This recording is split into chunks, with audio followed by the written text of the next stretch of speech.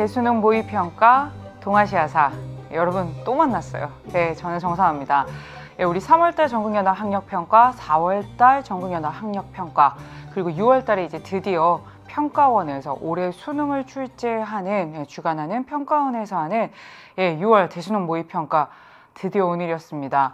예, 우리 고3을 비롯한 이제 또 모든 N수생, 우리 수험생들 그리고 이번에 사실 육모평을 처음 이제 접하게 되는 뭐 반수나 재수나 준비하는 수많은 학생들 그리고 실제로 이 평가원 올해 이 학생들의 난도와 또 변별 그리고 올해 이 학생들의 그런 것들을 다 지금 이제 점검하기 위해서 정말 혼신의 힘을 다해서 이 시험을 출제하고 검토하고 또 그 이제 데이터를 가지고 올해 수능을 준비할 모든 선생님, 교수님, 또 같이 검토했던 모든 분들, 그리고 오늘 날도 구준데 우리 아이들 이제 대수능 모의평가 준비한다고 또 하루 종일 그걸 치르느라 같이 끓이면서 또 응원하면서 함께 했어요. 모든 학부모님들 하루 종일 또 시감하며 우리 애들 하면서 같이 긴장했어요. 모든 선생님들.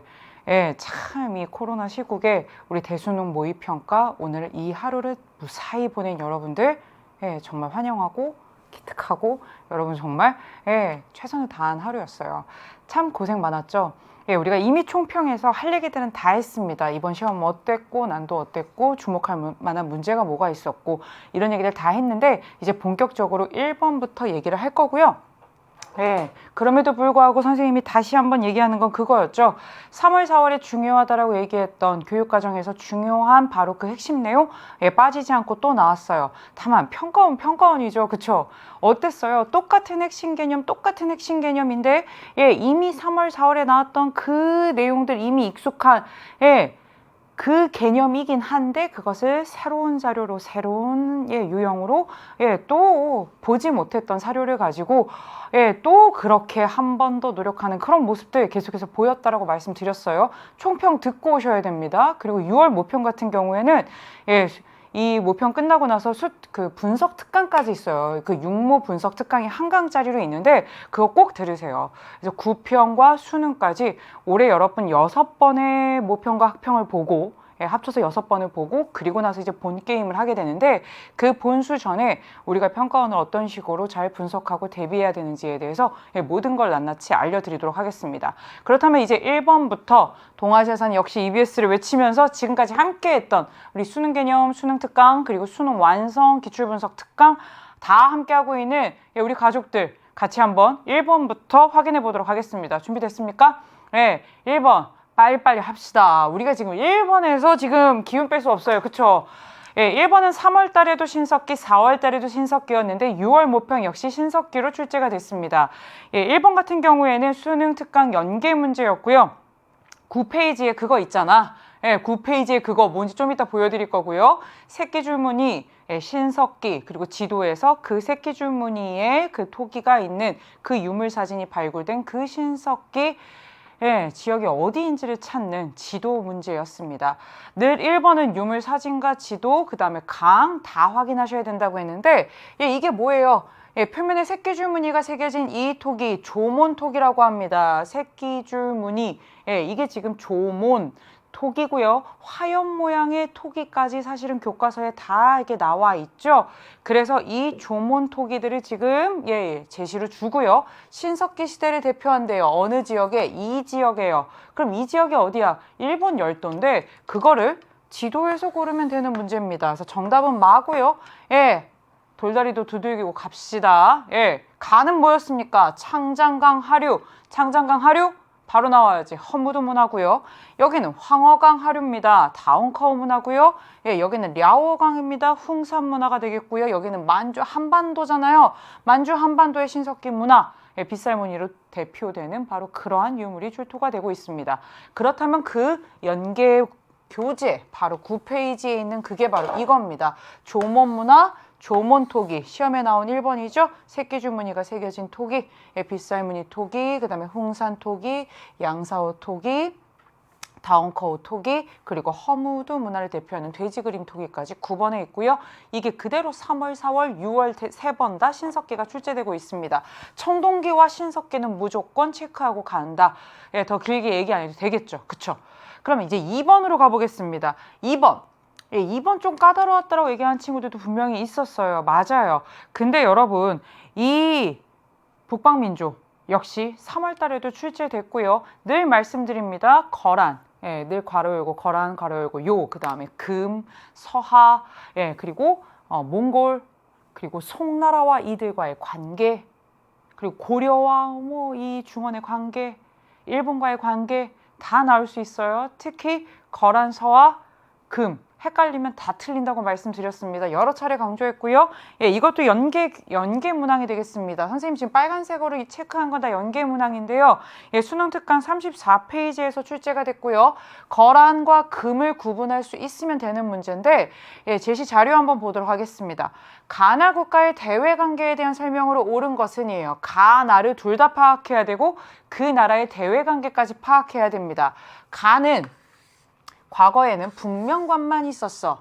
이후 연주와 운주 등 16주를 얻고서 당해제도를 사용하기 시작하였다. 그래서 당해제도인 삼성육부, 어사대, 동궁 등 남면의 관제를 두었다라고 돼 있어요. 그러면 여기에 지금 가장 핵심적인 건 뭡니까? 북명관, 남면관제.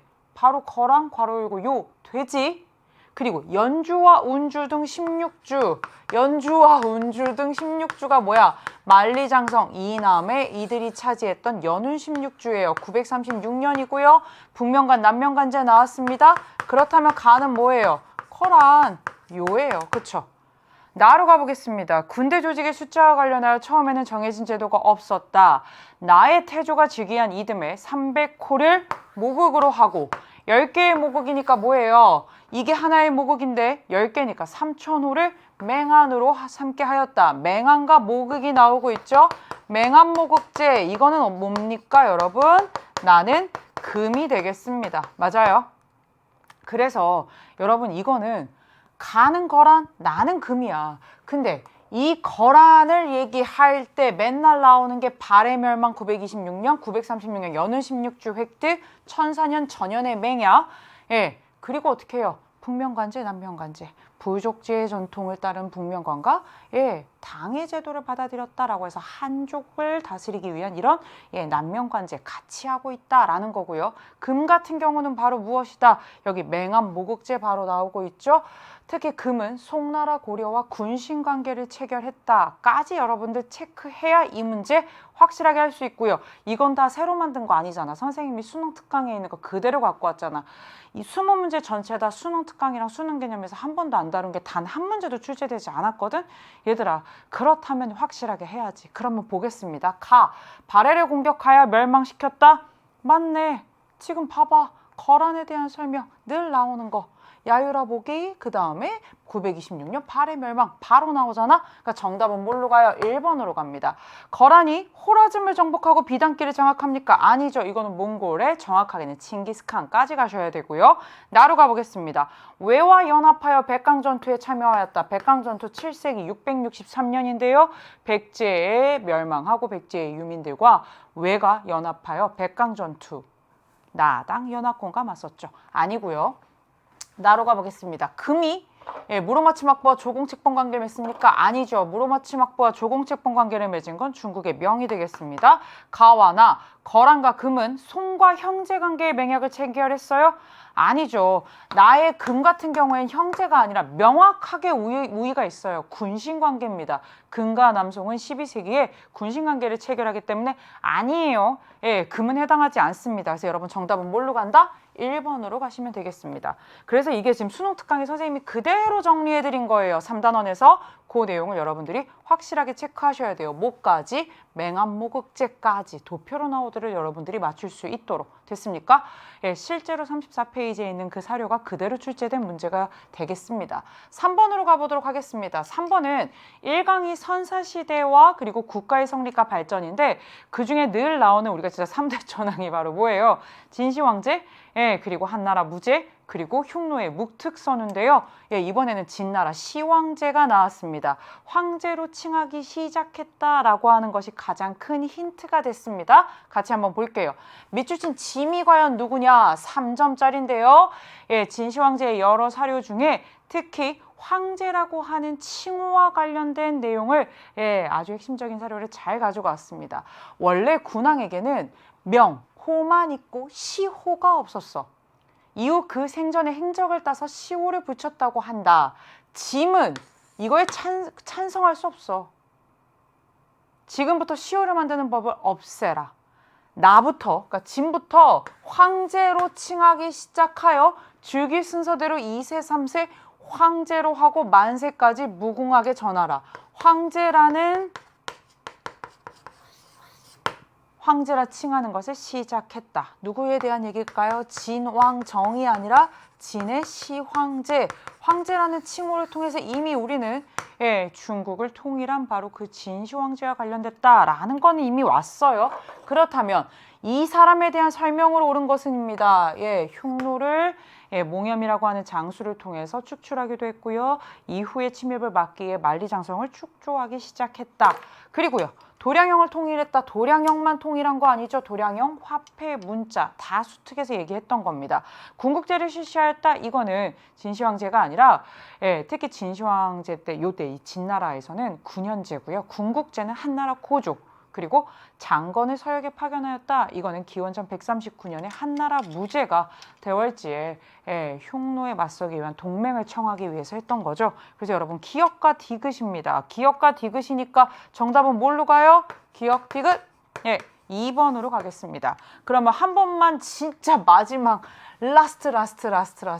이게 수능 특강에서 선생님이 수업했던 내용 그대로 가지고 온 거야. 진시황제 통일했고요. 시안이 세냥이 수도고요. 황제라는 칭호, 문자, 화폐, 도량형 통일, 사상 통제, 분서갱유, 흉노를 막기 위한 만리장성 축조. 이 정도 내용들은 여러분들이 싹 다 정리할 수 있어야 되겠습니다. 4번 문제입니다. 4번 문제 역시 연계 문제입니다. 이게 어디 연계 문제냐면 25페이지에 얼마나 많이 나오게요. 그쵸? 남북조 관련 상황이고요. 북이 효문제와 관련된 사료가 나왔는데 익숙한 사료예요. 이거 못 봤어요 하는 사람들은 솔직히 별로 없을 건데 같이 한번 볼게요. 다음 정책을 시행한 왕조의 시기를 물어봤습니다. 그럼 어느 왕조인지부터 보고요. 어느 시기인지를 특정을 해보도록 하겠습니다. 짐이 정말로 제라고 하는 나라를 정벌하리라 생각하냐? 야, 그건 구실이야. 내가 진짜로 원하는 거는 도성을 평성에서 러양으로 옮기려는 거야. 우리가 우리 풍속 고치려면 반드시 그리해야 돼. 평성에서 러양. 이것만 봐도 사실은 뭐가 나와야 되느냐. 수능에 여러 번 나왔잖아. 내 기억만 해도 지금 2018학년도 수능부터 해서 동아시아사의 북이후 문제가 정말 이렇게 나와도 되나 싶을 정도로 나온단 말이야. 북이후 문제, 평성에서 러양으로 5세기 말에 도성으로 옮깁니다. 그 다음에 계속해서 힌트가 더 나오죠. 북방의 언어를 금지하고, 사실 이들 선비족이잖아. 근데 자신들의 언어인 북방의 언어를 금지하고 오로지 중원의 언어만 따르도록 한다. 특히 현재 조정에 있는 30살 이하의 사람은 예전처럼 말해서는 안 된다. 이거 맨날 나오는 거잖아. 30살 이상은 갑자기 말이나 이런 걸 바꾸기 어렵지만 그 이하의 젊은 관료들은 이거 쓰면 니네 관직에서 내쳐질 거야. 직위를 낮추고 내칠 것이다 까지 가고 있죠. 중원의 언어를 사용하라는 거야. 그래서 우리가 이런 걸 뭐라고 해? 한화라고 해.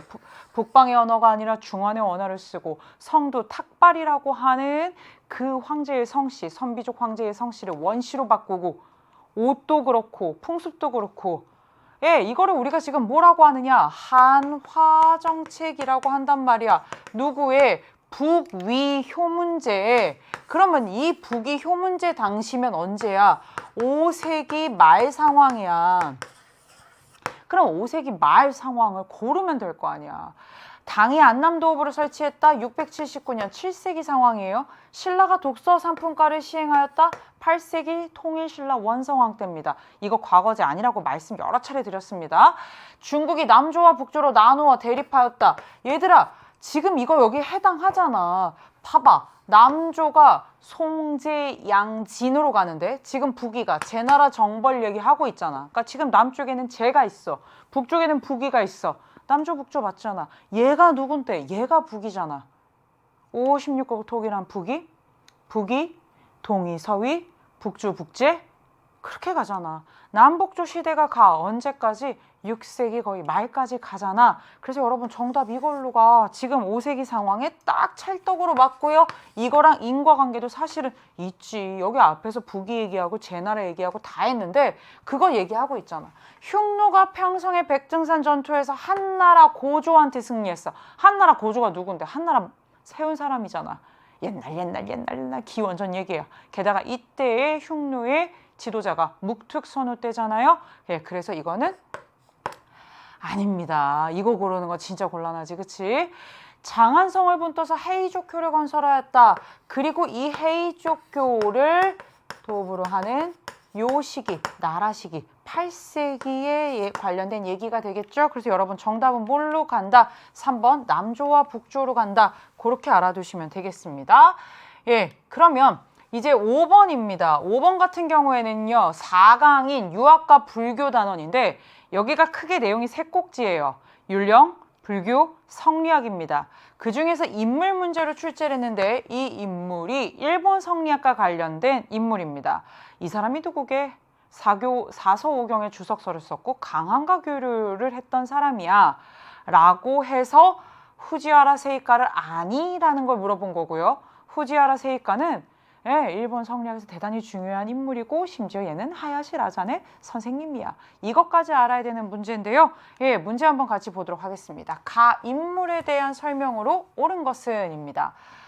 가는 어려서 출가한 후 선생님 출가했으면 승려 아니에요? 이 사람 사실 승려예요. 예, 교토의 휴코쿠사에서 수학하였다. 옛글에 능통하였던 그는 이에야스의 초청을 받고 에도에 갔대. 이에야스가 어디서 들어본 이에야스잖아. 그치? 도쿠가와 이에야스야.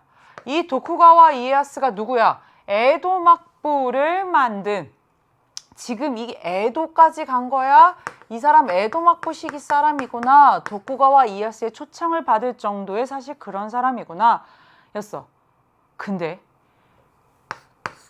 이후 정유재란 때, 정유재란이 언제야? 임진왜란의 긴 과정 가운데 1597년 그 강화협상이 결렬되고 일본이 재침략했던 1597년부터 98년까지 가는 그 정연에 다시 쳐들어온 그 전란 때 포로로 끌려온 강항이라고 하는 성리학자가 있어. 이 사람 머릿속에는 성리학과 관련된 그 대단한 유교의 경전들이 머릿속에 다 있는데 포로로 끌려왔잖아. 예, 오면서 진짜 그 가족들의 그 아픔은 이루 말할 수 없이 절절하게 기록으로 남아 있는데 그렇게 해서 온 이 사람이 이 가라고 하는 사람의 태도와 배움의 자세에 되게 깊이 놀라서 자신의 머릿속에 있는 그 대단한 경전을 죄 적어주고 사실 교유하게 돼. 강항으로부터 과거제, 춘추의 석전 이런 것들을 죄 배웠고 이러한 교유를 통해 일본 최초의 사서오경 주석서를 가능했다. 솔직히 이게 힌트야. 강항, 일본 최초의 사서오경 주석서 이게 뭔데? 사서오경 외훈이야. 여기까지 나왔으면 이게 누군 거야? 후지와라 세이카인 거야. 이 후지와라 세이카는 요것만 안 헷갈리면 돼. 실제로 3월달에도 성리학 문제가 나오는데 보통 성리학이 나오면 이게 나올 수 있어. 성리학이란 뭐니? 남성대 주의가 근사록 사서집주 경물치지 거경국리 쫙 나올 수 있는데 실제로 여러 차례 일본 성리학의 발전과 관련해서 이 두 인물이 나왔어요. 원래 일본의 성리학이 전래된 건 가마쿠라 막부 시기이지만 실제로 확 발전한 거는 이들의 이에서인데 조선의 강한과 교유했고 사서오경 외운을 집필했다. 이미 이게 지금 이 문제의 정답이죠. 후지와라 세이카고요. 그 후지와라 세이카의 제자인 하야시 라자는 에도시대의 제도와 의리를 정비한 후지와라 세이카의 제자로 유명합니다. 그렇다면 여러분 정답 뭘로 가요? 후지와라 세이카에 대한 설명 제자 하야시 라잔에게 성리학을 전수하였다. 이게 정답이 돼요. 소학을 편찬하였다. 어린 아이들부터 성리학을 제대로 딱 탑재할 수 있도록. 이게 주희의 제자가 집필했다라고 전해지고 있는데 결국엔 성리학의 정수를 담아서 어떻게 되고 있어요? 어린아이 시절부터 그렇게 세팅해 나가자는 거고요. 백운동 서원, 조선에 있는 대표적인 서원이죠. 주세붕이 건립했습니다. 주자감에서 유교 경전을 가르쳤다. 주자감은 발해의 학교인데 이때는 유교 당연히 있지만 하지만 성리학은 아직 남송 때 집대성되니까 얘기할 수 없고 이거는 발해 교육기관입니다.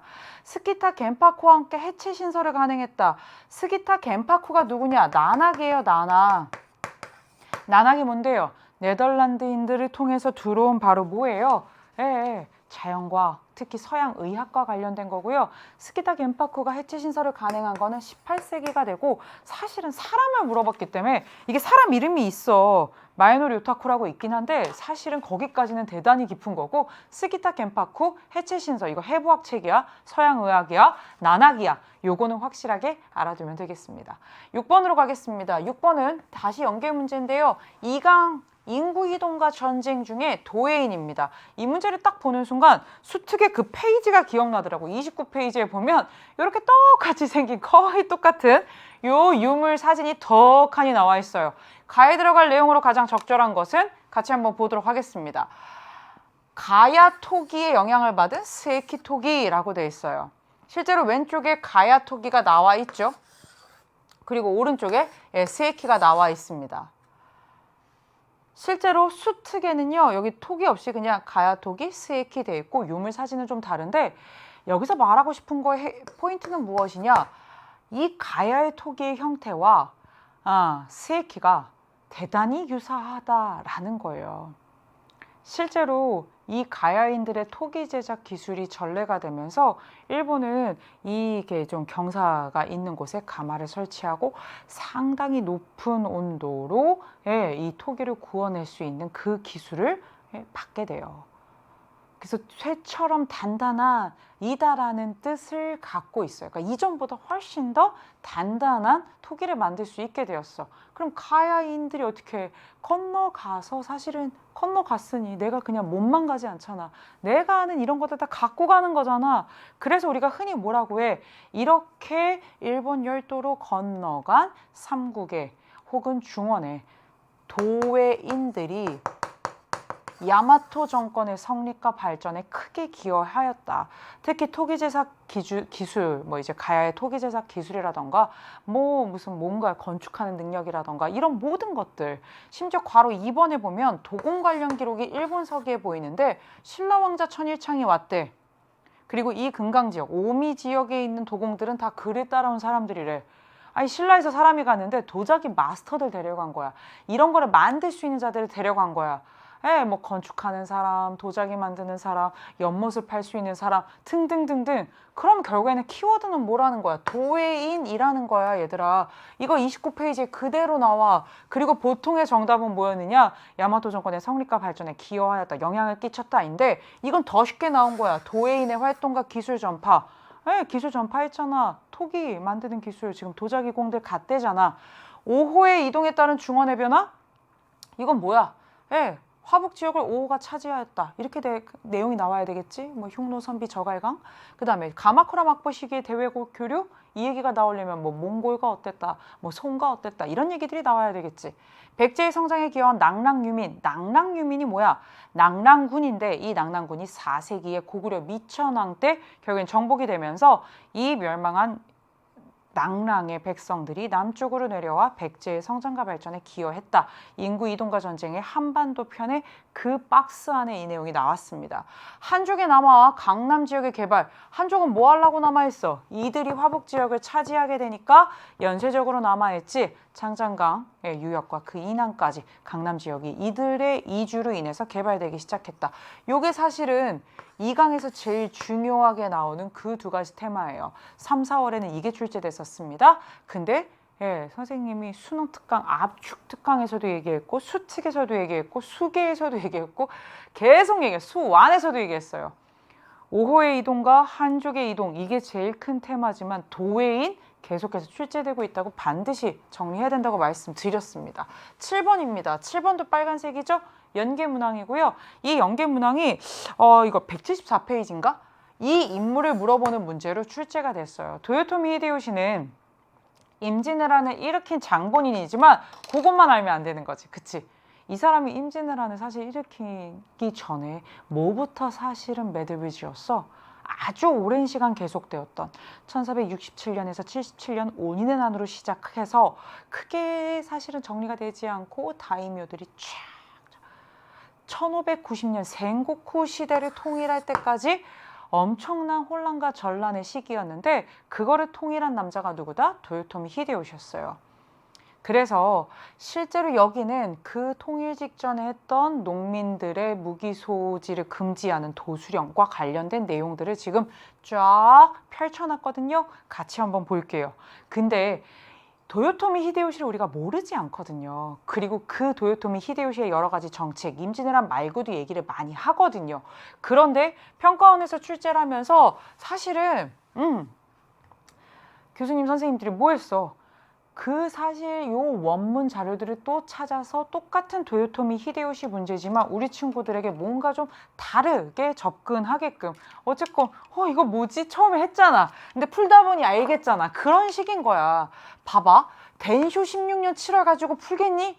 예, 그거는 우리가 알아야 되는 몫인 것이고 가라고 하는 인물이 농민들의 반란을 방지하고 이들의 신분 이동을 금지하기 위해 규슈 지역의 다이묘에게 보낸 문서인데 여기에 핵심은 이거야. 농민들의 무기 소지 금지.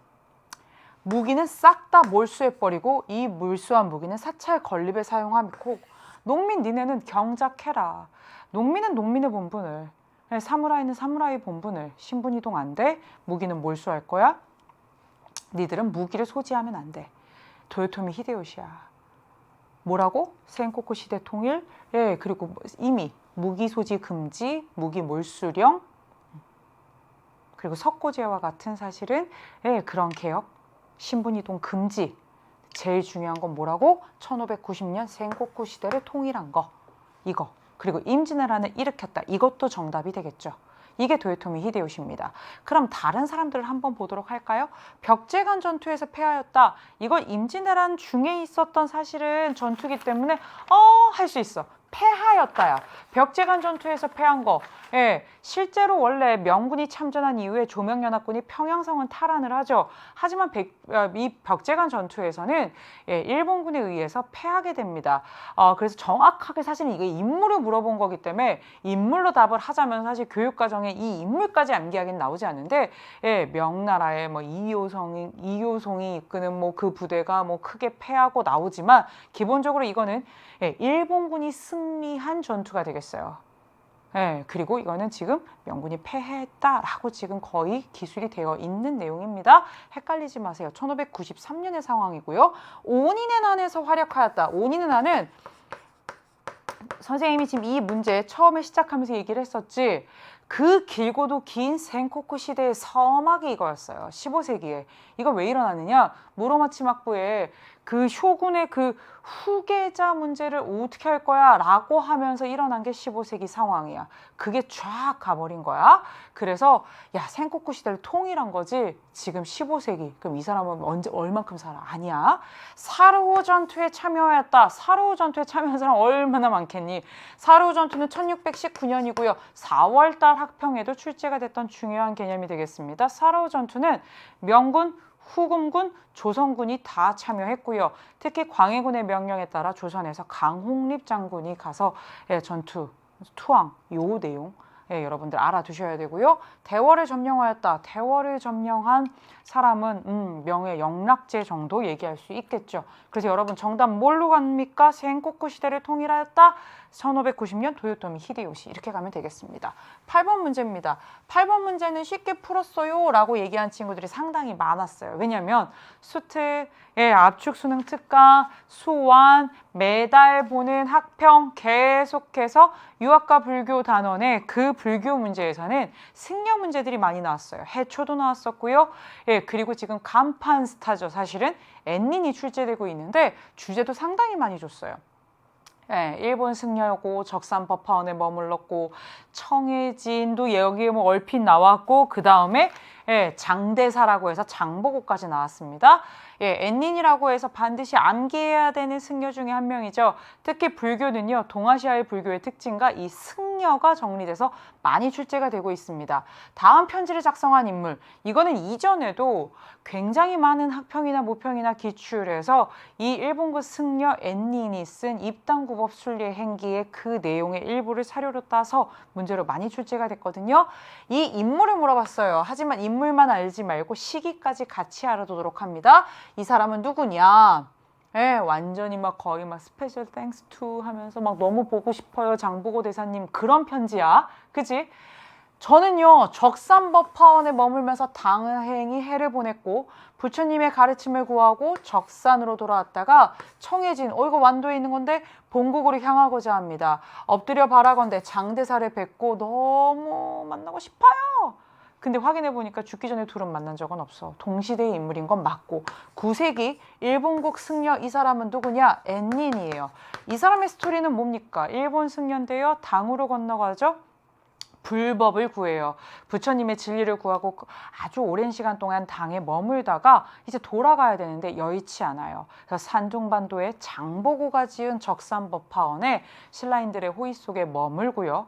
그리고 실제로 이 사람이 돌아온 그 바닷길의 루트, 청해진을 거쳐서 돌아가는 그 루트를 보면 신라인들의 사실은 그 당시에 바다 이용 루트랑 비슷하다는 거야. 그래서 실제로 적산법화원에 머무른 것도 또 이 장대사의 막 은혜 이러면서 얘기가 나오는 이것도 신라인들의 도움을 받아서 귀국을 합니다. 이 사람은요 입당구법 순례행기라고 하는 이 자신의 오랜 시간 동안 당에 가서 부처님의 진리를 구한 그 기억과 관련된 기록을 남기면서 이런 식으로 장보고 대사에 대해서 아주 감사한 마음 막 너무 보고 싶어요 막 이런 표현들을 썼습니다. 만나지는 못한 사이라고 하나 9세기의 대표적인 승려 엔닌이 되겠습니다. 선종을 창시하여 동아시아 불교의 중요한 특징이죠. 선종이 발전하는데 달마대사가 되겠고요. 왕호천축국전 올해도 출제가 됐습니다. 예, 인도와 주변국을 다녀온 신라의 승려, 통일신라의 승려 8세기 해초가 집필했습니다. 쇼토코 태자의 스승이 되었다.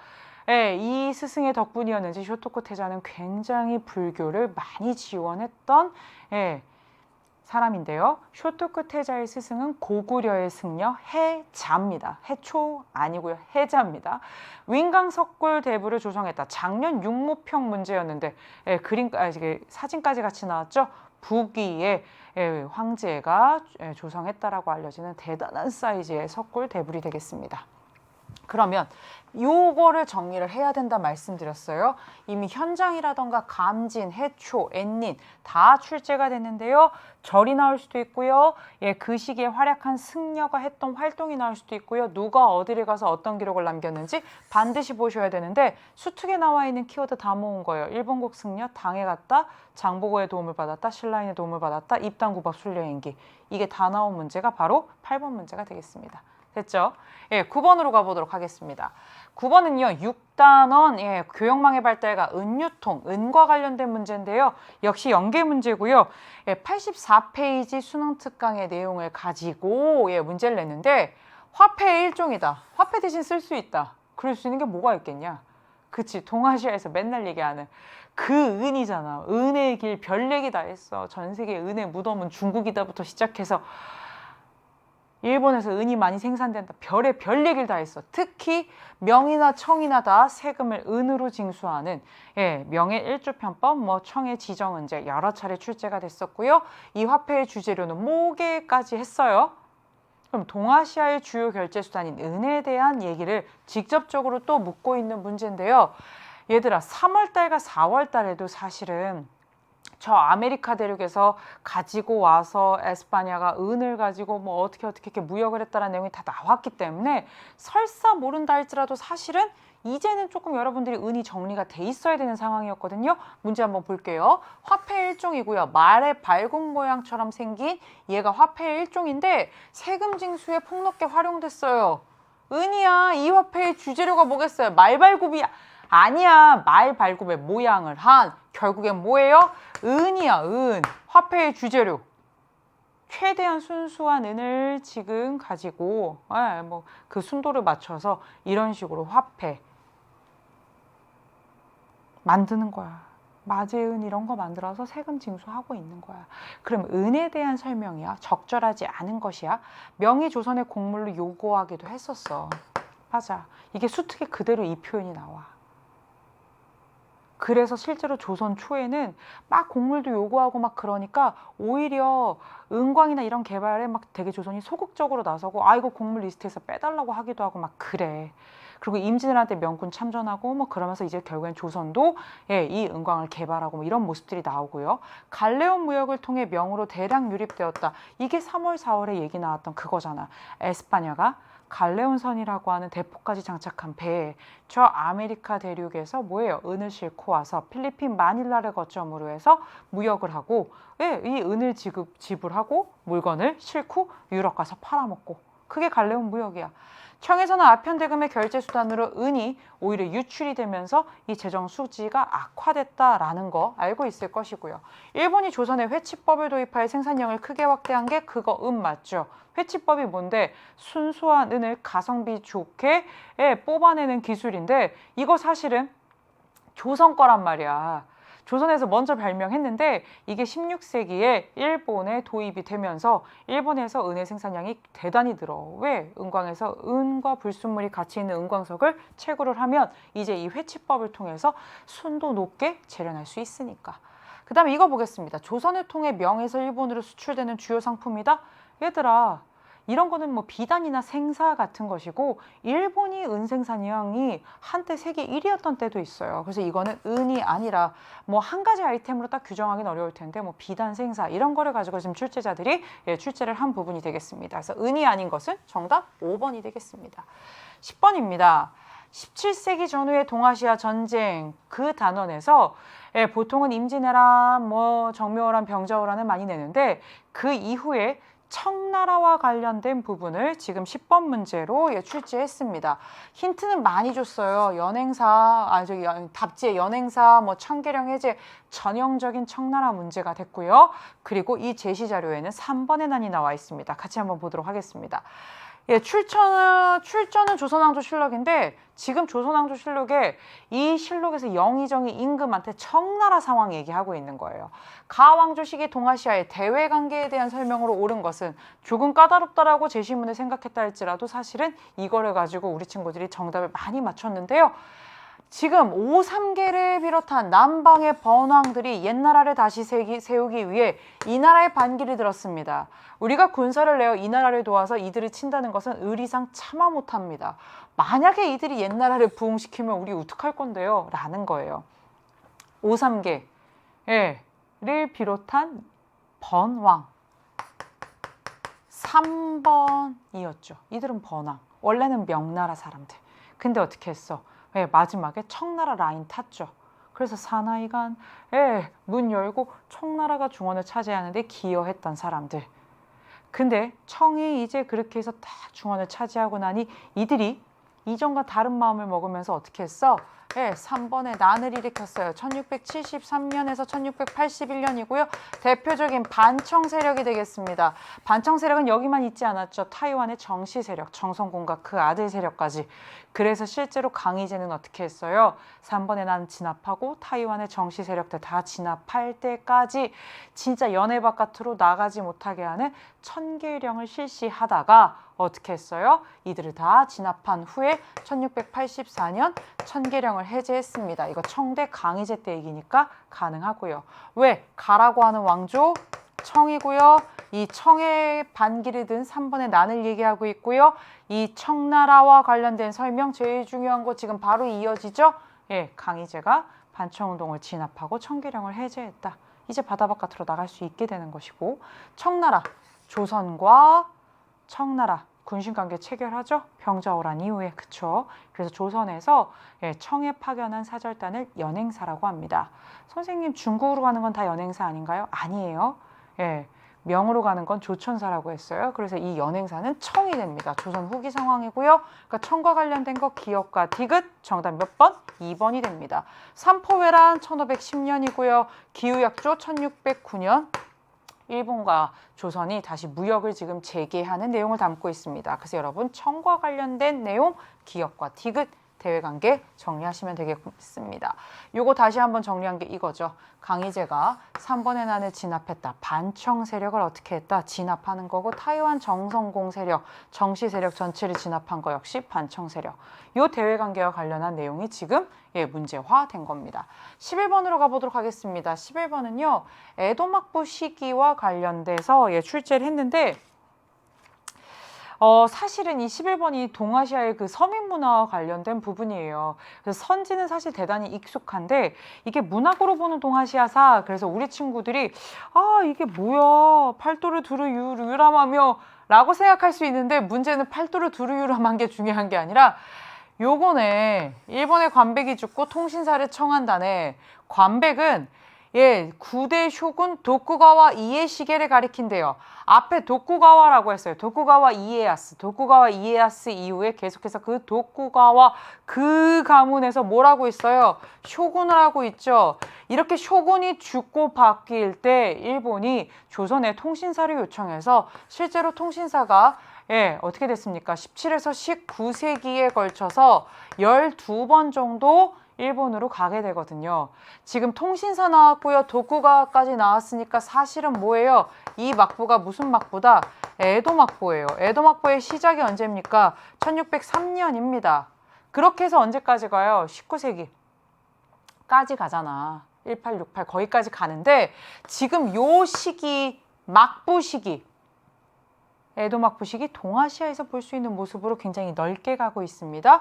위 작품은 통신사 일항으로 이 막부에 파견되었던 김인겸이 일동장유가를 기록했는데 그거 일부야. 이 사람 석이거든. 그래서 이런 거를 기록한 거야. 당시 통신사 일행은 고구마 종자를 가지고 왔어. 이 사람이 조엄이라는 사람인데 조선의 통신사고요. 통신사 한 명 가는 거 아니잖아. 엄청 많이 가요. 뭐 군관도 가고요, 부관도 가고요, 서기도 가고요. 그 서기인 김인겸이 남긴 게 이거고요. 그 통신사로 갔던 그 조엄이라는 사람이 고구마 종자 갖고 와서 부산 동래 지역과 제주도 쪽에 하거든. 고구마 아버지, 고구마 아버지.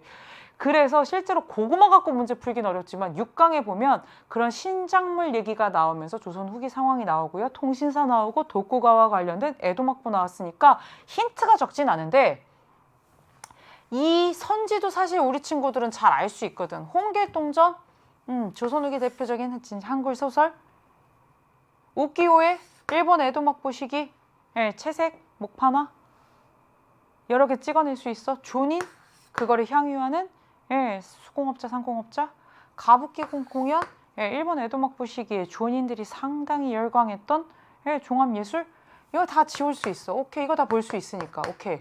근데 옳지 않은 것은 이잖아. 우선 확실하게 옳지 않은 것으로 가보자. 사서집주를 편찬하는 지식인이야. 사서집주가 무엇인데, 이거 주희가 남송시대에 성리학 이걸로 공부해야 된다라고 얘기를 한 거야. 그 다음에 이거는 12세기니까 확실하게 아닌 거 알겠어. 근데 애들이 이거 어려웠어요 라고 하는데, 고려만국전도는 마테오 리치가 만든 세계지도인데 1602년에 만들어져요. 근데 이 고려만국전도는 그렇게 해서 나온 후에 이것을 지금 보고 있는 신사예요. 신사는 명청대의 지식인이죠. 그렇기 때문에 사실 그냥 보고 있다라고 했기 때문에 그 뒤에 언제든 사실은 볼 수 있는 거고, 명청이라고 사실은 시기도 좀 국한을 해줬죠. 그래서 1602년 마테오 리치가 만든 세계지도, 그리고 그것을 보고 있는 명청시대의 어느 은행가의 에도막부 시기랑 당연히 겹치죠. 그래서 여러분 훨씬 전인 사서집주를 편찬하고 있는 지식인, 이건 12세기 상황이니까 여러분들 뭘로 간다? 오답 3번으로 그렇게 가면 되겠습니다. 그래서 지금 6강에 있는 요 내용들로 정리가 되었지만 이거 말고도 사실은 그 시기와 관련된 내용들을 지금 집어넣었고요. 여기서 틀리면 나만 틀려요. 이건 확실하게 정리할 수 있도록 하겠습니다. 12번입니다. 12번은 역시 6단원 문제인데요. 정답지 때문에 사실 그렇고요. 시기는 5강, 6강이 다 가능한 문제가 되겠습니다. 실제로 이 문제를 보고 최부를 가지고 문제를 푸는 수험생은 많지 않을 거예요. 이건 교사나 출제진이나 공부하는 그 동아시아사로 밥 벌어먹고 있는 나한테 익숙한 사람인 거지 최부를 가지고 어떻게 풀어. 근데 이 최부라고 하는 사람이 표류한 요 스토리를 한번 봐. 선생님 기억에 이 사람이 제주도에인가 있다가 부모님 중에 누군가가 돌아가셔. 그래서 그 상을 치르기 위해서 고향으로 가다가 풍랑을 맞았을 거야. 그래서 이게 이렇게 된 거야. 얼마나 지금 한시가 급해. 근데 여기서 풍랑을 만나가지고 여기까지 가. 근데 여기서 왜구로 의심을 받아서 진짜 죽을 뻔했다 했대. 그리고 어떻게 수저우, 수저울이 명청시대 맨날 얘기하는 견직물, 막 최대의 소비도시 막 얘기한단 말이에요. 그리고 여기에 결정적인 힌트가 나오죠. 여기서 뭔 얘기 들어요? 몽골의 일파인 오이라트와 타타르가 중국의 변경과 수도까지 위협한 사실을 알아봤고요. 중국 조정에서 환관들이 전횡하고 득세하고 난리도 아니야. 이 사람이 베이징에서 볼 수 있는 장면은 뭐가 있을까? 이 우여곡절 끝에 6개월 만에 돌아왔어요. 이때가 조선 전기의 누구지? 조선 전기의 성종 때인가 아무튼 그런데 너 다녀온 거에 대해서 좀 기록을 해라 라고 해서 나름 기록도 남겨져 있습니다. 아마 그거를 가지고 출제를 하셨을 텐데 실제로 한번 내용을 보도록 합시다. 지금 상황이 뭐예요? 왜구 얘기 나오죠? 몽골의 일파인 오이라트 타타르가 명을 괴롭히고 있는, 중국을 괴롭히고 있는 상황이고요. 환관들이 득세하고 있는 상황이래요. 북로 남외 얘기하고 있는 거야. 동남해안을 중심으로 해는 왜구가 창궐하고, 그리고 몽골의 일파인 오이라트와 타타르가 사실은 15세기, 16세기에 걸쳐서 계속해서 힘들게 해. 오이라트부 같은 경우에 1449년 토목보의 변, 타타르부 같은 경우에 1550년 베이징까지 사실은 포위하고 공격하는 부분까지 가는데 이 모든 상황을 우리가 뭐라고 해? 15에서 16세기 북로 남의 상황이다라는 거야. 그러면 결국에는 지금 이 때는 명나라 때인 거야. 여기는 조선인 거고. 됐어? 그럼 한번 보자.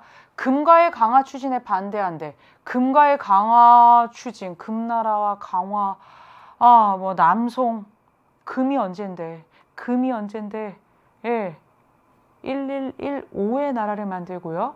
그리고 13세기에 끝이 나죠? 그러니까 아니죠. 사고전서 편찬, 수능에 나왔습니다. 사고전서는 청대 걸륭제 때 편찬한 어마어마한 사이즈의 경사자집으로 우리가 분류한 대규모의 편찬 사업입니다. 청대예요. 청대 조선 후기라고요. 명 끝나고 한참 후라고요. 아닙니다. 쩌능다오의 군대와 싸우고 돌아오는 병사 쩌능다오는 13세기의 대월에 쩌낭조에서 몽골의 침략을 3차례 정도 격퇴한 쩌능다오 대왕, 흥다오 대왕이라고 불리는 그런 대월 쩌낭조의 영웅이 되겠습니다. 아니고요. 조공을 위해 중국을 방문한 류큐 사신과 대화함. 이거 수능에 나왔었어. 명과 류큐 조공책봉 관계야. 심지어 대단히 자주 조공을 바쳐. 그러니까 그만큼 답례품도 많아. 이 물품을 가지고 어떻게 했어? 지리적인 이점을 가지고 중개무역을 조선, 일본, 동남아랑 하면서 실제로 굉장히 류큐가 명나라 해금정책 시기에는 대단히 잘 나갔었다. 근데 그것까지 안 들어가더라도 명과 류큐의 조공책봉 관계, 명대에 충분히 볼 수 있는 모습이지. 정답 4번인 거고요. 5번 가보겠습니다. 화본공주를 맞이하러 온 토번 사신 일행. 화본공주, 토번. 이거 출제됐었죠. 그쵸? 송첸칸포. 4월에 출제됐었나요? 토번의 송첸칸포에게 혼이 난 당나라 문성공주까지 이름이 나왔었어요. 그럼 이건 언제입니까? 당나라 때 문성공주, 당나라 태종 때 7세기 때 상황이지. 그러니까 결국에는 명과 관련된 뭘로 간다? 류큐가 정답입니다. 4번이 되겠습니다. 13번입니다. 13번. 13번. 좋은 문제야. 왠 줄 알아? 사실 우리 친구들이 청일전쟁 모르냐? 동학농민운동 모르냐? 청일전쟁과 관련된 시모노세키 조약까지 그 일련의 과정 모르냐? 핵심 중에 핵심이야. 13번은 연계 문제인데 이 연계 문제가 106페이지의 그 청일전쟁 파트 거기에서 연계를 했는데 실제로 이런 문제가 참 좋은 문제야. 문제에서 묻고 있는 거는 동아시아 교육과정에서 물어보라고 하는 핵심 개념을 물어. 근데 계속 청일전쟁 나왔고 사실 계속 동학농민운동과 관련된 그 국제정세가 그 부분 나오고 시모노세키 조약 수도 없이 봤잖아, 사료로. 그렇기 때문에 사실은 똑같이 그렇게 나오면 사실 기출 걸리고 기시감도 있잖아. 근데 그 핵심 개념을 물어보기 위해서 또다시 이런 찰떡 같은 사료를 찾은 거야. 이런 거는 정말 출제자들이 대단히 노력하는 부분인 거야. 그래서 내가 막 이 사료, 야 이거 진짜 너무 출전이 궁금하다 해서 막 오늘 하루 종일 이걸 뒤졌어. 우리가 그 책이 무슨 책인지까지 우리 수험생들이 알 건 없지만 일본의 외교 담당하는 그 사람이 남긴 기록이야. 시모노세키 조약까지도 사실은 참여했던 그 사람이 일본의 그 외교를 담당하는 실무자의 눈으로 사실은 쓴 기록에서 나온, 야, 이런 사료를 찾을 수 있는 노력 참 좋은 거지. 대단한 거지. 근데 이걸 연표로 냈어. 실제로 한 문제 틀린 친구 중에 이 문제를 틀렸다고 얘기한 친구들이 꽤 됐거든. 그렇지만 사료는 찰떡. 바로 힌트가 빡빡빡 나와. 와, 좋은 문제예요. 보자. 나 막 흥분했어. 와, 이런 사료라니. 막 보자. 작성된 시기를 연표해서 고르래. 연표 막 긴장할 거 없어. 다 있어. 조선의 내라는 조선에서 뭔가 내부적인 문제가 생겼나 봐. 근데 이미 화약의 체결로 이미 진정되었대. 화해하는 약속? 이미 화약이라고 하는 표현에서 전주화약, 동학농민운동 때인가 생각할 수 있는데 맞는지 안 맞는지 확실하지 않다면 조금만 더 봐. 이미 진정됐기 때문에 양국이 협력해서 조선의 내란을 진압할 필요 없어. 조선이 등장했고 양국이 등장을 해요. 이미 조선의 내란은 화약으로 끝났으니까 양국이 이거 진압할 필요 없어. 그 다음에 두 번째, 귀국 정부의 조선국에 대한 정책 제시는 뜻은 좋으나 조선의 개혁은 조선 스스로가 알아서 할 거래. 조선은 조선이 알아서 개혁할 거래. 조선이 스스로 개혁한 거 뭐가 있지? 갑오개혁인가? 생각할 수 있지만 조금만 더 보자. 세 번째, 변란이 평정되면 양국이 군대를 철수한다는 것은 이미 9년 전 맺은 조약에 규정된 바다. 이제 양국이 철병은 군대를 철수한다는 거야. 더 이상 논의할 것도 없어. 와, 다 나왔잖아. 보자. 1894년에 동학농민운동이 일어나. 근데 이 동학농민운동을 정부군이 다 진압을 하지 못해서 실제로 전주성이 함락됐다? 그리고 정부는 청나라한테 파병을 요청했어. 청군이 들어왔고 1885년에 체결한 텐진 조약에 의거해서 어떻게 했어? 일본에게도 통지를 했어. 그리고 일본은 자국민 보호 등등등 여러 가지 핑계를 대면서 결국에는 일본군도 파병을 했어. 지금 청나라와 일본의 군대가 동학농민 운동이 일어났던 바로 이 시기에 청일 양국의 군대가 뭐 한 거예요? 지금 조선에 들어오는 상황인 거야. 근데 그럴 필요 없대. 왜? 우리는 농민군과 이미 정부가 뭘 했어요?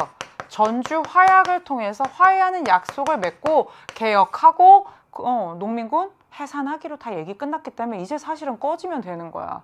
그리고 우리의 개혁 1894년 뭐야?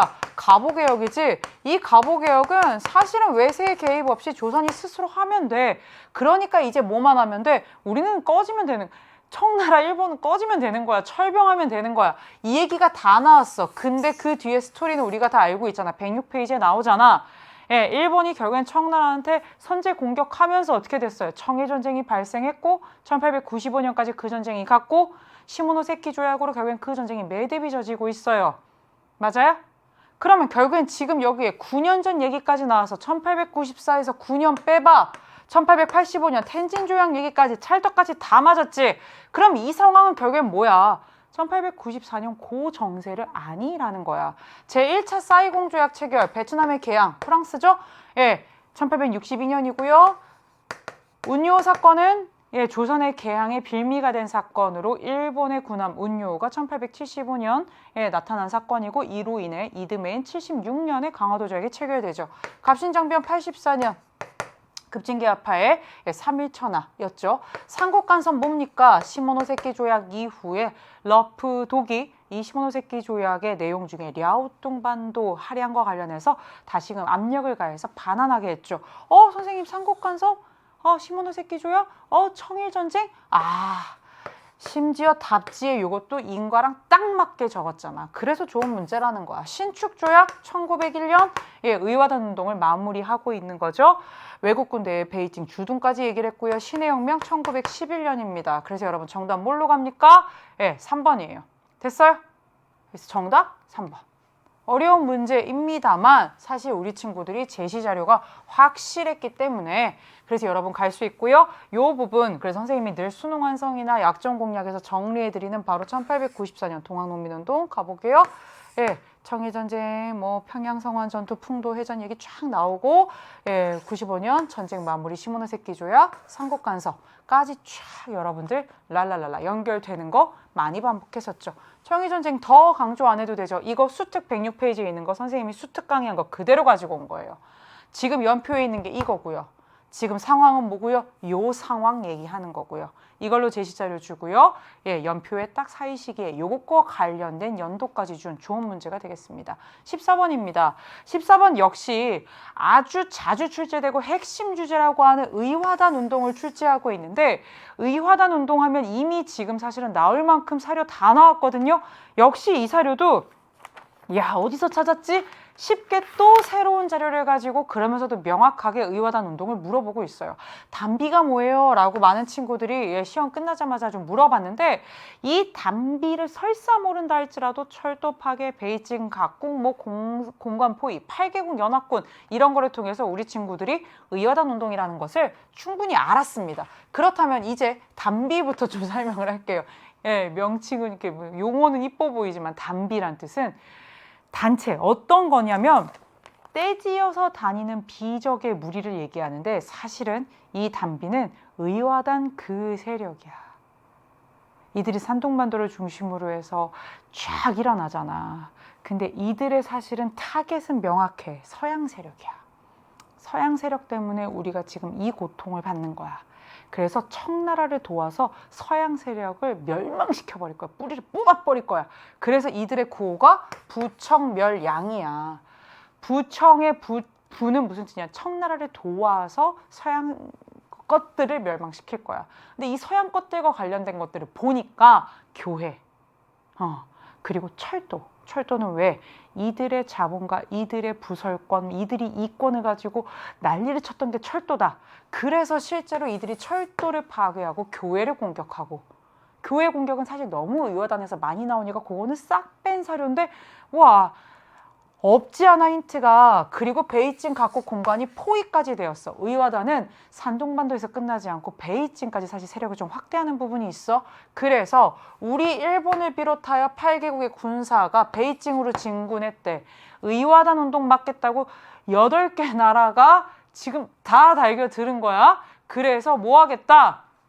단비를 진압하겠대. 8개국 군사까지 나왔으니까 이거 의화단 운동 확실하죠? 의화단 운동의 정답 부청멸양이 구호였다. 신문화 운동은 1910년대고요. 이거 나오려면 천두슈라던가 민주, 합리, 과학 이런 얘기가 나오겠죠. 의열단은 1919년 윤세주와 김원봉이 만주에서 만들었는데 이 의열단 주도한 인물 얘기하면 당연히 김원봉이 되겠죠. 광무개혁의 주요 내용, 광무개혁은 1897년 대한제국을 선포한 이후에 그 대한제국의 연호가 광무였습니다.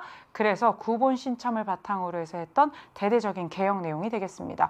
이건 대한제국 얘기가 될 거고요. 페리의 대항으로 맺어진 조약, 페리는 미국 사람인데 이 사람이 와서 결국엔 에도 막부 시기에 일본을 개항시키죠. 그래서 밀화친 조약을 체결합니다. 그래서 이 조약은 밀화친 조약이 되겠죠. 정답은 뭘로 간다? 의화단 운동이 되는데요. 의화단 운동 역시 이거 지금 만든 거 아니잖아. 내가 오늘 시험 보고 오늘 이거 언제 이거 치고 있어. 얘들아 이거 이미 수특에 있는 거야. 우리 다 한 거라는 거야. 청일전쟁 이후에 청에 대한 열강의 이권 침탈이 가속화되는 가운데 부청멸양 이거잖아. 산둥에서 의화단이 봉기했고 철도 파괴 그대로 나오지. 8개국 연합군 그대로 나오지. 늘 보통 정답은 신축조약이었는데 이번에는 구호를 물어보는 걸로 나왔어요. 15번입니다. 3월달, 4월달에 특히 3월달에 윤봉길이 나왔어요. 그리고 4월달엔 상하이가 나왔어요. 6월 모평에 윤봉길 상하이 다 나왔어요. 근데 이거 틀릴 거예요? 15번 연계교재 문제입니다. 연계교재 아니어도 윤봉길이잖아요. 그래서 여러분 15번은요 121쪽 8번 문제이긴 한데요. 얘들아 우리 그러지 말자. 윤봉길. 매연 윤봉길은 좀 알자라는 건데 같이 한번 보도록 하겠습니다. 밑줄 친 사건이 뭐냐는 거예요. 상하이입니다. 상하이. 조금 전 일어난 폭발 사건. 그러니까 조금이니까 지금 거의 지금 그 시점을 물어보고 있습니다. 단상 부근에 있던 군중이 폭탄을 던진 조선인 청년을 붙잡아 땅바닥에 내동댕이 쳤고요. 훈코우공원 나왔고요. 일본 헌병대가 그를 끌었어요. 얼굴부터 허리까지 선혈이 낭자했습니다.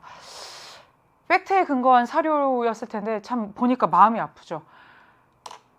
20대의 젊은이 윤봉길은 그렇게 사실 한 번뿐인 목숨을 이렇게 조국의 독립을 위해 한인애국단의 단원으로 1932년 4월 29일 상하이 훈코우공원에 거기서 의거를 일으켰죠.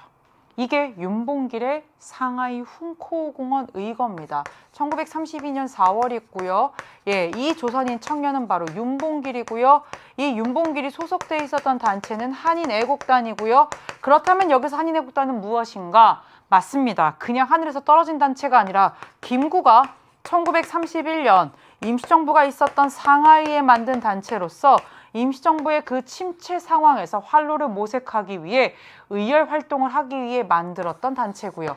여기에 소속돼 있던 사람들이 여러분이 알만한 이봉창, 윤봉길 등이 있습니다. 특히 이 윤봉길은 1932년 4월 29일 이 상하이 훈코우공원에서 자신들의 천황 생일 파티 겸 또 자신들이 이긴 또 이 상하이를 점령한 그 부분에 대해서 막 축하하고 있는 그 엄청난 야외 행사에서 일본군 고위 관료와 고위 장성, 막 육군 수뇌부들이 있는 그 단상 위에 투탄 의거를 성공한 인물입니다. 사실은 이 이후에 이 대한민국 임시정부, 김구 이들이 사실은 배후에 있다는 게 명확해지잖아. 그러면서 요 의거 이후에 중국 국민당의 장제스는 대한민국 임시정부에 대해서 실질적으로 좀 지원을 굉장히 오랜 시간 동안 하게 됩니다. 특히 이 장제스가 어떤 지원을 하느냐? 32년 윤봉길의 의거 이후에 우리는 더 이상 상하이에 있을 수가 없거든요. 그래서 이동을 계속해서 하거든요. 그 이동이 자그마치 1940년 충칭에 정착할 때까지인데 그런 지원뿐 아니라 실제로 충칭에 정착하는 그리고 그 이후에 한국 광복군에 창설하는 이런 부분들까지도 영향을 줍니다. 그래서 중국 국민당의 대한민국 임시정부 지원 이게 정답이고요. 이거는 한국사 수능 특강에도 나와 있는 내용이 되겠습니다. 신간에는 1927년 국내에서 만들어진 최대의 합법단체이고요. 중일전쟁의 빌미가 된 사건은 루거우차오 사건이라고 해서 37년 7월에 중국과 일본의 양국의 군대가 베이징 부근 루거우차오에서 충돌한 사건이 되겠습니다. 국제연맹이 리튼 등을 파견하여 조사하려고 했던 건 만주 사변과 관련된 만주의 이슈예요. 1930년대 초반이고요. 만주 사변이 정말 그 일본이 얘기하는 대로 그러한가? 아니라는 것이 리튼 조사단의 결론은 일본은 침략자이고 결국에는 여기를 점령한 것이고 군대를 철수해라 라고 했어요. 그랬더니 일본이 국제연맹을 1933년에 어떻게 해요? 탈퇴해버리는 그런 결과를 낳게 되죠. 제1차 국공합작은 1924년에 순원이 주도해서 중국 국민당과 공산당의 합작을 이루게 됩니다. 반제 반군벌을 목표로 했고요. 정답은 뭘로 갑니까? 이 32년 4월 윤봉길 의거 이후에 중국 국민당이 임시정부를 지원한다라는 겁니다. 16번 문제 별표 하나 칠까요? 많은 친구들이 이거 하나 틀렸다라고 얘기한 친구들이 많아요. 선생님 저 48점이에요 라고 하는 DM을 내가 오늘 한 9개 이상을 받았어요. 48점, 50점, 47점 여러 점수가 있었는데 솔직히 시험 끝나자마자 나한테 연락을 하는 그 수십 명, 수백 명의 친구들은 잘 봤으니까 연락할 거 아니야. 그럼 50점, 48, 47이 제일 많아. 근데 그 48점인 애들이 틀린 게 다 이거야. 16번에 2점짜리 문제인데 조금 어렵다라고 느낄 수 있어요. 왜냐? 제시자료는 알 수 있는데 제시자료는 알 수 있어. 뭐 헌법 공포도 나오고, 그리고 의회 개설도 나오고 하니까. 근데 답지가 이 서구 문물의 수용 요 부분을 다 알아야 되는 부분이어서 조금 어렵게 느낀 친구들이 있는 것 같아요. 예, 이것도 사실은 기존에 나왔던 것이 아니라 좀 새로운 사료를 발굴하려는 노력을 한 걸로 보이는 예, 좋은 자료인데 만만하진 않아. 한번 볼게요. 차미 오쿠가마가 사직한 그 다음날 정부의 중요한 방침이 정해졌대요. 정부는 10년 후인 메이지 23년, 메이지 23년은 메이지 정부가 수립된 그때부터 23년인 거야. 메이지 유신 1868년 거기서 이제 더해 그거야. 이때 국회를 개설하기도 하고 종래 교육법을 개정하는 듯 이거 다 메이지 정부에서 하는 것들이다. 그런데 이후에 헌법이 공포되고 이듬해 국회가 실제 개설되기까지의 그 10년 동안에 정부는 오히려 보완조례를 제정했고 정치인들에 대한 탄압을 자행하였다라는 거야. 이거 니네 모르는 내용 아니고 다 아는 내용이다. 메이지 정부가 수립된 이후에 사실은 근대적인 교육을 위해서 교육법도 개정을 하고 의무 교육으로 소학교는 남녀가 다 다녀야 된다 이런 것들도 막 하고 그랬잖아. 그리고 사실은 제일 중요한 게 뭐였어? 이거잖아. 1889년 메이지 헌법, 대일본 제국 헌법이 만들어지고 그리고 이듬해인 1890년에 제국의회라고 하는 의회가 개설이 됐어. 근데 사실은 자유민권운동으로 계속해서 이것에 대해서 주장하는 자들을 탄압하는 그런 이중적인 모습도 사실은 같이 보여왔어. 그러면 결국에는 이 1890년 이듬해 국회가 설치되기까지 그 10년 동안이니까 1890년을 기점으로 그 10년인 거야. 1880년부터 그 90년까지 그 10년을 얘기를 하는 건데 그때 볼 수 있는 모습이야. 경사대학당은 우선 중국 거고 1898년 베이징에서 만들어진 근대교육기관이니까 아니에요. 경인선은요. 이거는 우선 한반도 대한제국 거고요. 이거는 1899년에 만들어진 최초의 서울부터 인천까지 가는 그 기차가 되겠습니다. 아니고요. 교육이 꼭져서도 역시 조선에서 1895년에 고종이 직접 발표한 근대교육을 이렇게 하겠다라는 거니까 역시 90년대 상황이고요. 다 안 맞습니다. 태양력으로 만든 달력을 판매하는 도쿄의 상인. 일본의 태양력이 도입이 된 건 메이지 정부인 1873년부터입니다. 그러니까 이 이후에는 계속 태양력 상황인 거예요. 그러니까 도쿄의 상인 볼 수 있죠. 80년대에서 90년대, 그 90년 사이 충분히 볼 수 있고요. 상하이에서 신보 창간을 준비하기 때문에 안 돼요. 신보는 72년에 발간돼서 쭉 가는데 문제는 신보 창간을 준비하는 거는 뭐예요? 72년 이전이 되겠죠. 이게 몇 페이지에 나오냐면 얘들아 이게 연계 문제는 아닌데 이게 이미 여러분들 이 7단원에 나오거든? 여기 좀 체크해 볼래? 97페이지에 나오니까 이 97페이지에 나오는 요 부분을 여러분들이 확실하게 체크해 두면 된다라는 거예요. 정확하게 여기 96페이지, 97페이지에 나온다. 체크해 두세요. 신보 창간 연도까지 나옵니다. 근데 창간을 준비하니까 이게 뒤로 열리지 않고 그 이전이 되겠죠? 그래서 이게 정답이 안 되는 거. 신보 왜 안 돼요? 1900년대까지 쭉 만들어지는데 근데 창간을 준비하잖아요. 그러니까 그 이전이 됩니다. 그래서 뒤로 열리는 게 이거죠. 그래서 정답은 뭘로 간다? 4번으로 가겠습니다. 17번입니다. 태평천국운동과 관련된 문제고요. 힌트 확실합니다. 홍수전, 청조타도, 반란, 중국번, 난징까지 다 줬는데요. 이전에 태평천국운동은 사료나 혹은 직접 그린 사파로 많이 나왔었는데 실제로 이렇게 와 생생하지 않아요? 한번 보도록 하겠습니다. 밑줄친 반란. 청조타도를 외치는 반란군을 진압하러 우리가 왔대. 이 우리가 누군지 여기 나오죠? 중국번의 군대다. 야, 홍수전에 무리가 차지한 난징을 되찾자. 힌트가 이만큼 나왔어요. 봐봐요. 그럼 이들의 목표는 뭐예요? 청조타도예요. 홍수전이고요. 다 나왔죠? 난징을 이미 점령까지 했어요. 근데 이들을 진압하기 위해 누가? 외국 군대와 한인 관료가 나섰고요. 이 한인 관료가 바로 누굽니까? 이홍장, 증국번이고요. 결국엔 이들에 의해서 진압되었는데 이들이 했던 주장이 뭐예요? 남녀 평등, 토지 균분 이런 것들입니다. 그래서 농민들이 그토록 사실은 열광했던 거예요. 그렇다면 여러분 정답으로 가보도록 하겠습니다. 메이지 유신의 영향을 받았다. 메이지 유신이 더 이후의 상황이죠. 아니고요. 홍위병, 아이고 이게 웬 말입니까? 문화대혁명. 1966년부터 76년까지 문화대혁명의 사실은 핵심 지지 세력이죠. 남녀 평등과 토지 균분 방금 정리했죠. 수능 특강에 그대로 나와 있는 내용이고요. 제1차 아편 전쟁 1840년에서 42년인데요. 이건 1850년대에서 60년대까지 갑니다. 이펀군 주제 수립 아유 청조 타도라고 타도 그냥 군주 타도 왕조를 타도한대잖아. 그래서 다시 한번 태평천국운동 연도 홍수전 난징이란 지역도 청왕조 타도가 목표 평등사회 토지균분 증국번 이용장과 같은 한인 관료 세력들이 어떻게 했다? 진압했다. 이것도 출제됐었는데 야 훨씬 생생하지 않냐? 좋은 문제지 얘들아. 18번으로 가보도록 하겠습니다. 18번은 대약진운동인데요. 대약진운동은 10강에서 제일 많이 나오는 문제입니다. 대약진운동, 문화대혁명, 태난먼 사태 제일 많이 나오는데요. 그중에 대약진운동 이미 3월과 4월에 대약진운동과 문화대혁명이 출제됐기 때문에 많은 친구들이 은근히 현대사인데 안 틀렸어요. 가에 대한 설명입니다. 당의 영도와 당의 지도와 모든 그 노선 아래 가라고 하는 이 무브먼트가 광범위하게 전개되는데 결정적인 힌트 나오죠? 각 지역에 인민공사가 설립되고요. 그러나 일부 정책에서 심각한 오류와 결점이 노출되었어. 그래서 나는 주석에게 편지를 보내서 강철 생산 발전에 대한 인식이 매우 문제가 있다는 것을 얘기했어.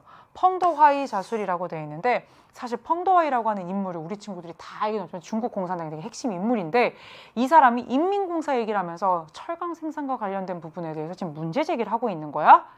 이게 바로 무엇이다? 이 대약진 운동이에요.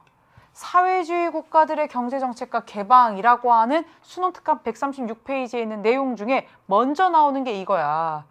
아직 개방 얘기 아니야. 사회주의 시스템에 맞춰서 사회주의 경제 정책을 오랫동안 추진을 했지. 특히 1949년 10월에 중화인민공화국 수립 이후에 1950년대에 바로 이 대약진운동이라고 하는 것을 58년도에 시작합니다. 누가요? 마오쩌둥이요.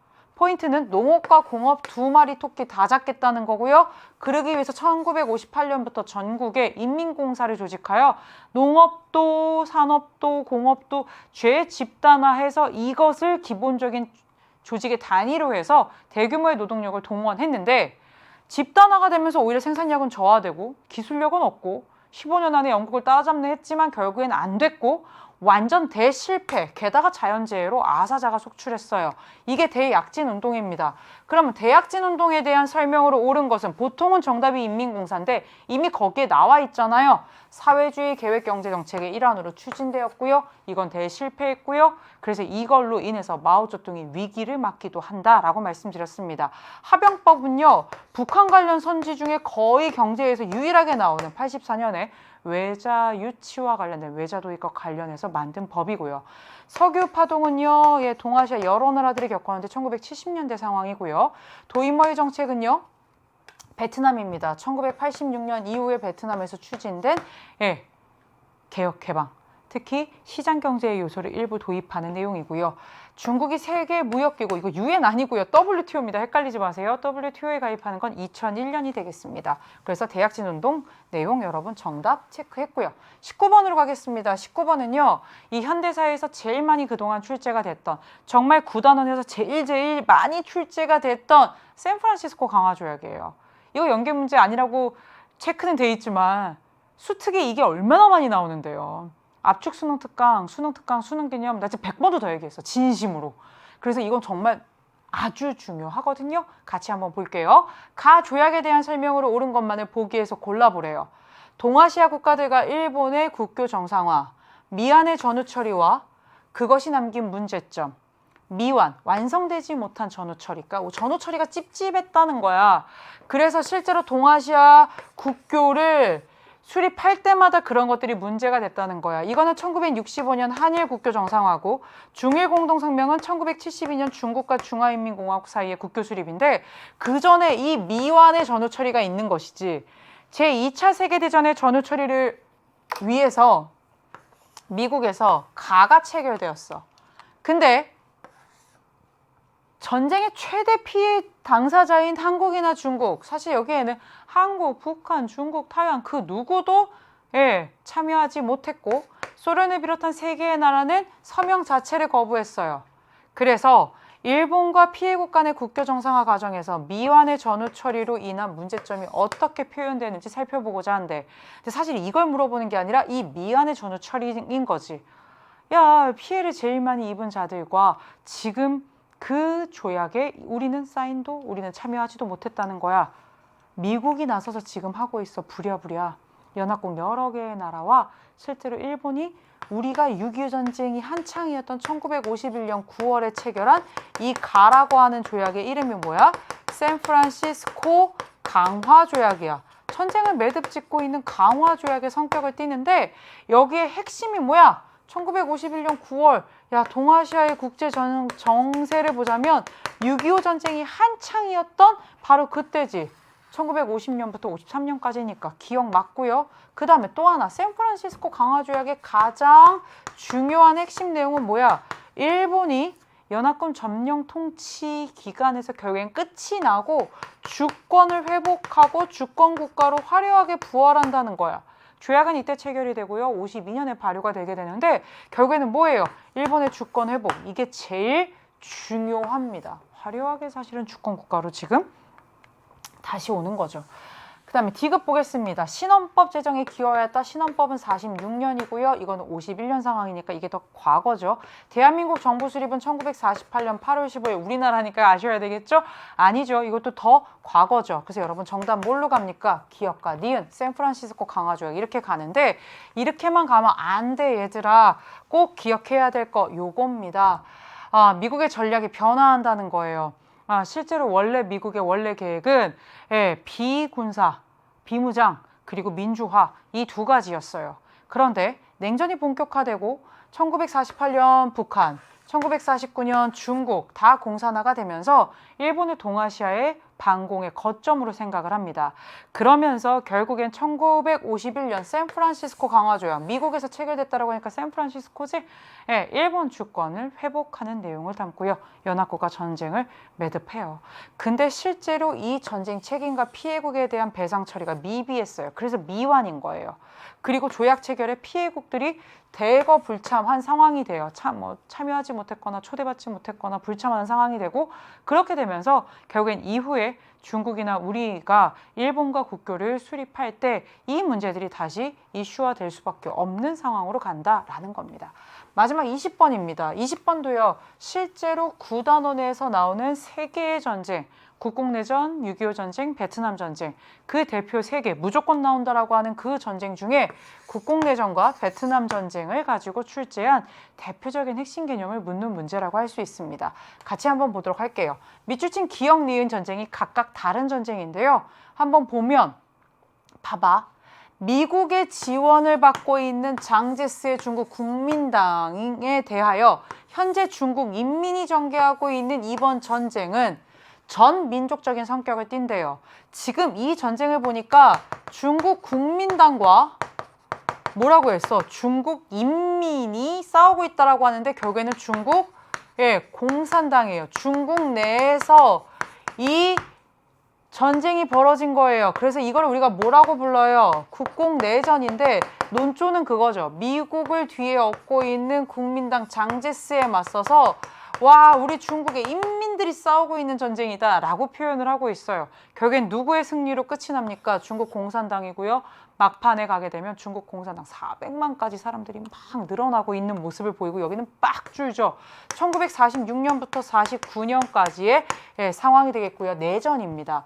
두 번째, 니은 전쟁으로 가보겠습니다. 미군이 등장했어요.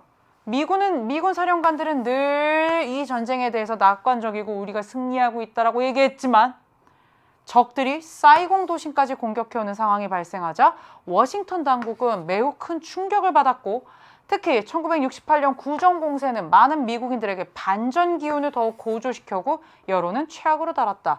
이 두 번째 전쟁이 바로 베트남 전쟁이에요.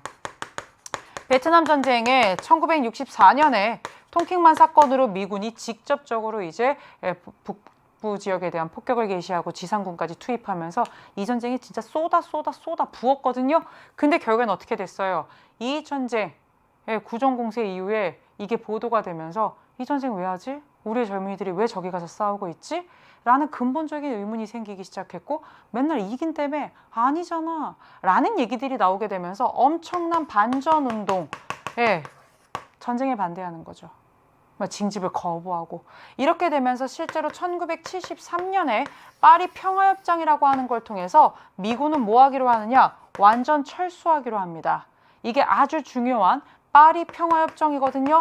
맨날 베트남 전쟁이 문제에 출제되면 파리 평화협정이 나오는데 한번 같이 보겠습니다. 기억, 국공내전에 유엔군이 개입합니까? 아니죠. 이건 6.25 전쟁 얘기입니까? 아닙니다. 국공내전이 제네바 회담이 개최되는 원인이 됩니까?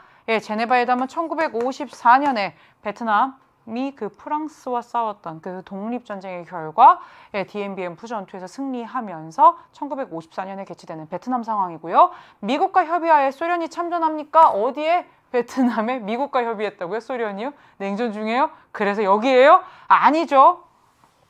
베트남 전쟁 파리 평화협정으로 미군이 완전 철수합니다. 1973년 미군의 완전 철수를 결정한 게 파리 평화협정이고요. 그래서 1975년에 사이공이 점령되면서 북부 지역의 승리로 끝이 나게 됩니다.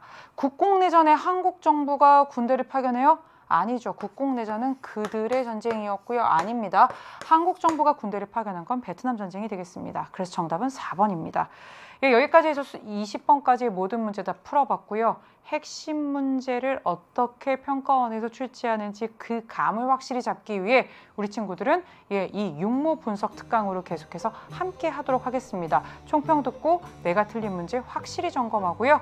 우리 친구들 계속해서 건승을 기원합니다. 동아시아사는 끝까지 EBS.